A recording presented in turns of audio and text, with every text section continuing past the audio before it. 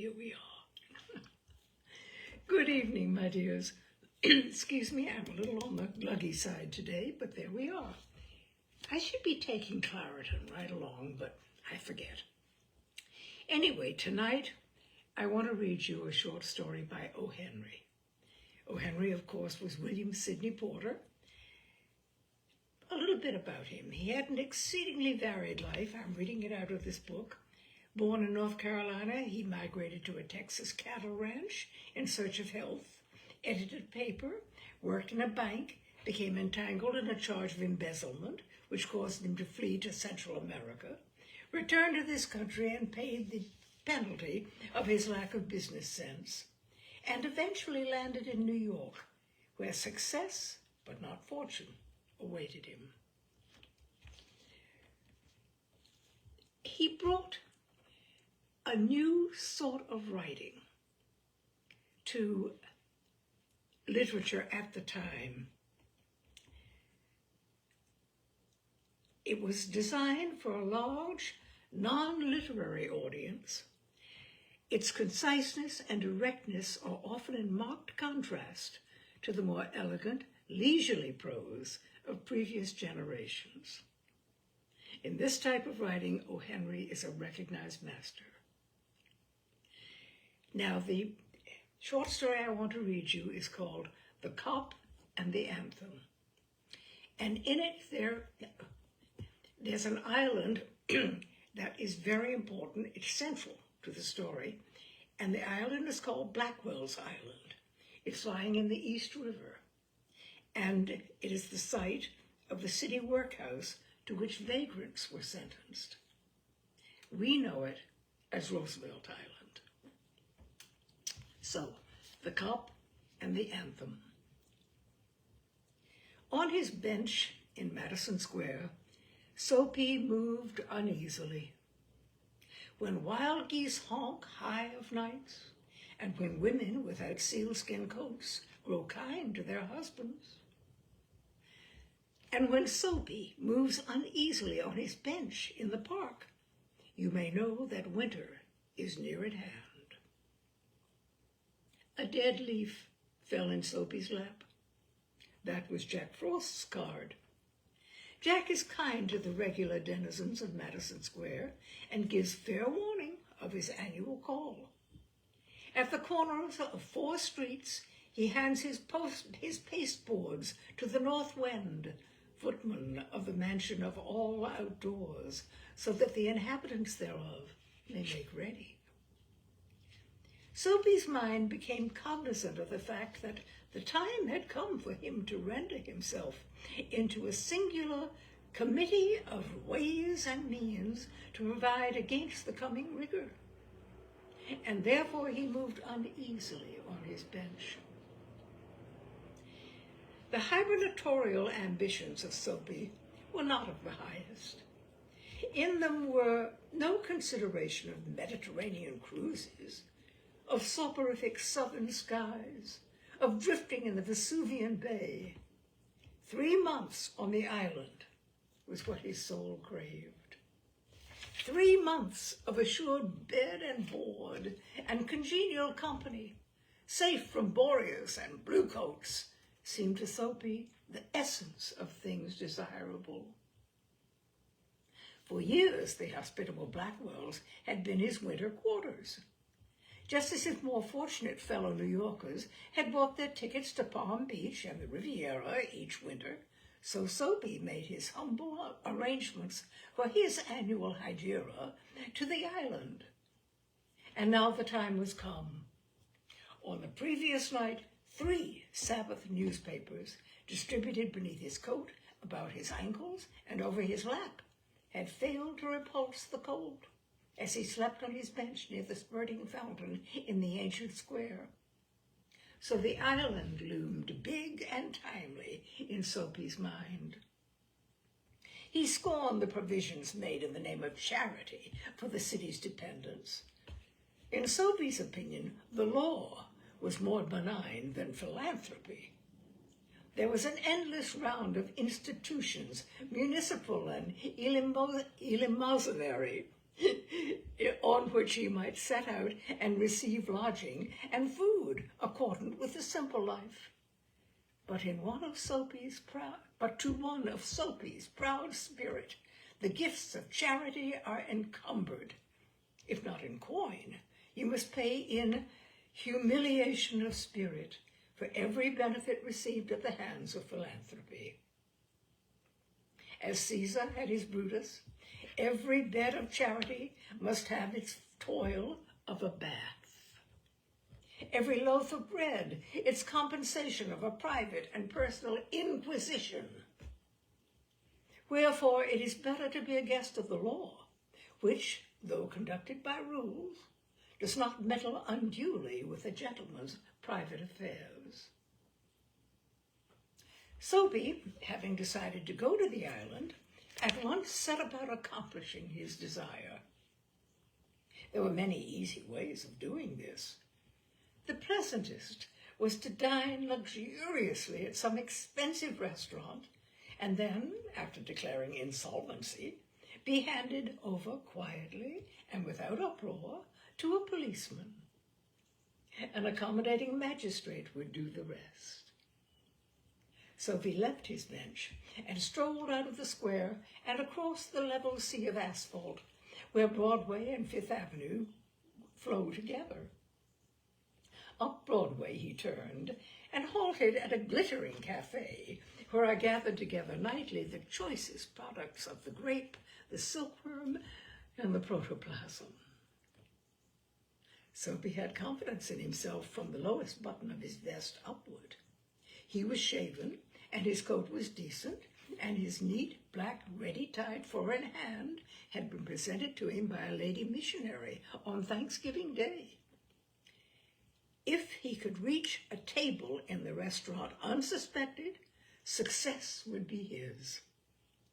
The portion of him that would show above the table would raise no doubt in the waiter's mind.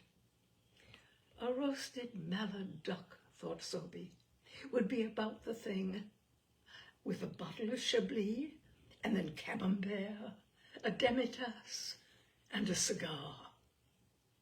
$1 for the cigar would be enough. The total would not be so high as to call forth any supreme manifestation of revenge from the cafe management, and yet the meal would leave him filled and happy for the journey to his winter refuge. But as Soapy set foot inside the restaurant door, the head waiter's eye fell upon his frayed trousers and decadent shoes. Strong and ready hands turned him about and conveyed him in silence and haste to the sidewalk, and averted the ignoble fate of the menaced mallard. Soapy turned off Broadway. It seemed that his route to the coveted island was not to be an Epicurean one. Some other way of entering limbo must be thought of. At a corner of 6th Avenue, electric lights and cunningly displayed wares behind plate glass made a shop window conspicuous. Soapy took a cobblestone and flashed it through the glass. People came running around the corner, a policeman in the lead. Soapy stood still, with his hands in his pockets, and smiled at the sight of brass buttons. "Where's the man that done that?" inquired the officer excitedly. Don't you figure out that I might have had something to do with it?" said Soapy, not without sarcasm, but friendly, as one greets good fortune. The policeman's mind refused to accept Soapy even as a clue. Men who smash windows do not remain to parley with the law's minions. They take to their heels. The policeman saw a man halfway down the block running to catch a car. With drawn club, he joined in the pursuit. Soapy, with disgust in his heart, loafed along, twice unsuccessful. On the opposite side of the street was a restaurant of no great pretensions. It catered to large appetites and modest purses. Its crockery and atmosphere were thick, its soup and napery thin. Into this place Soapy took his accusative shoes and telltale trousers without challenge. At a table he sat and consumed beefsteak, flapjacks, donuts, and pie. And then to the waiter he betrayed the fact that the minutest coin and himself were strangers. "Now get busy and call a cop," said Soapy, "and don't keep a gentleman waiting." "No cop for yous," said the waiter, with a voice like buttercakes and an eye like the cherry in a Manhattan cocktail. "Hey, Con!" Neatly upon his left ear, on the callous pavement, two waiters pinched Soapy. He arose joint by joint, as a carpenter's rule opens, and beat the dust from his clothes. Arrest seemed but a rosy dream. The island seemed very far away. A policeman who stood before a drugstore 2 doors away laughed and walked down the street. 5 blocks Soapy traveled before his courage permitted him to woo capture again. This time the opportunity presented what he fatuously termed to himself as a cinch. A young woman of a modest and pleasing guise was standing before a show window, gazing with sprightly interest at its display of shaving mugs and inkstands. And 2 yards from the window, a large policeman of severe demeanor leaned against a water plug. It was Soapy's design to assume the role of the despicable and execrated masher. The refined and elegant appearance of his victim and the contiguity of the conscientious cop encouraged him to believe that he would soon feel the pleasant official clutch upon his arm that would ensure his winter quarters on the tight little isle. Soapy straightened the lady missionary's ready-made tie, dragged his shrinking cuffs into the open, set his hat at a killing cant, and sidled toward the young woman. He bade eyes at her, was taken with sudden coughs and hems, smiled, smirked, and went brazenly through the impudent and contemptible litany of the masher. With half an eye, Soapy saw that the policeman was watching him fixedly. The young woman moved away a few steps and again bestowed her absorbed attention upon the shaving mugs. Soapy followed, boldly stepping to her side, raised his hat and said, "Ah, there, Bedelia, don't you want to come and play in my yard?" The policeman was still looking. The persecuted young woman had but to beckon a finger, and Soapy would be practically en route for his insular haven. Already he imagined he could feel the cozy warmth of the station house. The young woman faced him and, stretching out a hand, caught Soapy's coat sleeve. "Sure, Mike," she said joyfully, "if you'll blow me to a pail of suds. I'd have spoke to you sooner, but the cop was watching." With the young woman playing clinging ivy to his oak, Soapy walked past the policeman, overcome with gloom. He seemed doomed to liberty. At the next corner, he shook off his companion and ran. He bolted in the district where by night are found the lightest streets, hearts, vows, and librettos. Women in furs and men in greatcoats moved gaily in the wintry air. A sudden fear seized Soapy that some dreadful enchantment had rendered him immune to arrest. The thought brought a little panic upon it, and when he came upon another policeman lounging grandly in front of a transplendent theater, he caught at the immediate straw of disorderly conduct. On the sidewalk, Soapy began to yell drunken gibberish at the top of his harsh voice. He danced, howled, raved, and otherwise disturbed the welkin.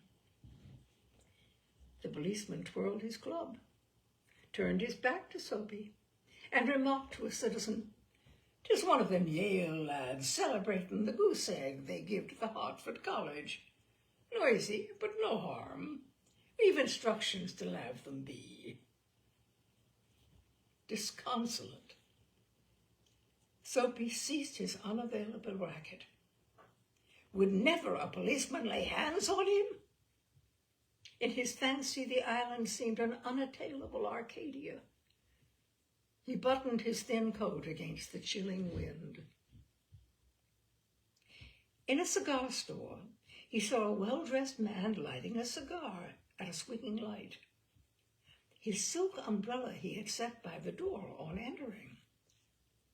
Soapy stepped inside, secured the umbrella, and sauntered off with it, slowly.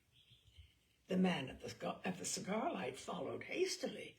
"My umbrella," he said sternly. "Oh, is it?" sneered Soapy, adding insult to petty larceny. "Well, why don't you call a policeman?" "I took it. Your umbrella. Why don't you call a cop? There stands one on the corner." The umbrella owner slowed his steps. Soapy did likewise, with a presentiment that luck would again run against him. The policeman looked at the two curiously. "Of course," said the umbrella man. "That is, well, you know how these mistakes occur. If it's your umbrella, I hope you'll excuse me. I picked it up this morning in a restaurant. If you recognize it as yours, why, I hope you'll—" "Of course it's mine," said Soapy viciously. The ex-umbrella man retreated. The policeman hurried to assist a tall blonde in an opera coat across the street in front of a streetcar that was approaching 2 blocks away. Soapy walked eastward through a street damaged by improvements. He hurled the umbrella wrathfully into an excavation. He muttered against the men who wear helmets and carry clubs. Because he wanted to fall into their clutches, they seemed to regard him as a king who could do no wrong. At length, Soapy reached one of the avenues to the east, where the glitter and turmoil was but faint. He set his face down this toward Madison Square, for the homing instinct survives even when the home is a park bench. But on an unusually quiet corner, Soapy came to a standstill. Here was an old church, quaint and rambling and gabled. Through one violet-stained window, a soft light glowed, where no doubt the organist loitered over his keys, making sure of his mastery of the coming Sabbath anthem. For there drifted out to Soapy's ears sweet music that caught and held him transfixed against the convolutions of the iron fence. The moon was above, lustrous and serene.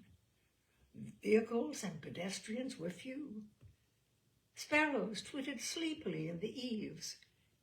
For a little while the scene might have been a country churchyard, and the anthem that the organist played cemented Soapy to the iron fence.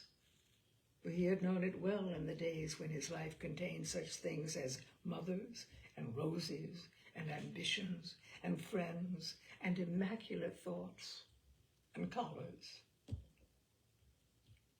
The conjunction of Soapy's receptive state of mind and the influences about the old church wrought a sudden and wonderful change in his soul. He viewed with swift horror the pit into which he had tumbled, the degraded days, unworthy desires, dead hopes, wrecked faculties, and base motives that made up his existence. And also, in a moment, his heart responded thrillingly to this novel mood. An instantaneous and strong impulse moved him to battle with his desperate fate. He would pull himself out of the mire. He would make a man of himself again. He would conquer the evil that had taken possession of him. There was time. He was comparatively young yet. He would resurrect his old, eager ambitions and pursue them without faltering. Those solemn but sweet organ notes had set up a revolution in him. Tomorrow he would go into the roaring downtown district and find work. A fur importer had once offered him a place as driver. He would find him tomorrow and ask for the position. He would be somebody in the world. He would... Soapy felt a hand on his arm. He looked quickly around him into a broad face of a policeman. "What are you doing here?" asked the officer. "Nothing," said Soapy. "Then come along," said the policeman. 3 months on the island," said the magistrate in the police court the next morning. And that is The Cop and the Anthem by O. Henry. You can always depend upon, with a trick ending, just, the man is delightful. Anyway, I hope you've enjoyed it, my dears. And that's it for Tales and Cocktails tonight. And I will look forward to being with you next Wednesday at 6 o'clock for Tales and Cocktails. Good night, all.